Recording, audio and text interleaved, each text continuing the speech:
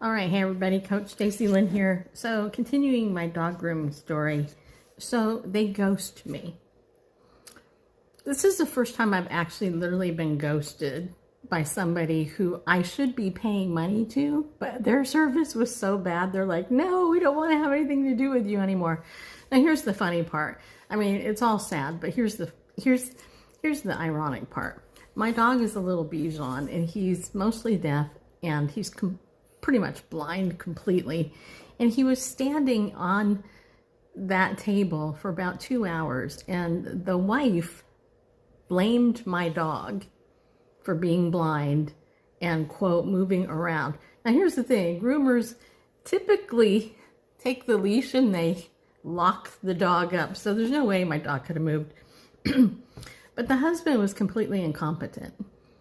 And clearly the wife is too. So I did some background check. I actually looked at some reviews, talked to my neighbor. My neighbor verified the husband was horrible. There are actually reviews, which I didn't know. I just thought because my neighbor was getting this groomer that it was good because I know my neighbor. But anyway, here's how I could help this couple.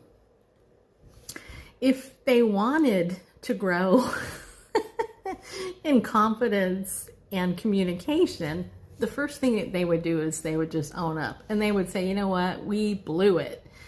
We are so sorry. We made a mistake.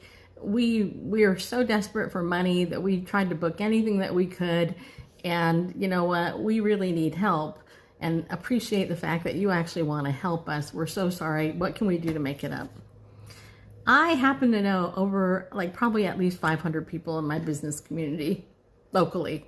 I have so many connections I could give this young couple in this company, but they're not willing to be teachable. Here's the other thing. You know, when I've shared this story with people, a lot of times people will automatically jump to the defense of the fact that how they're acting.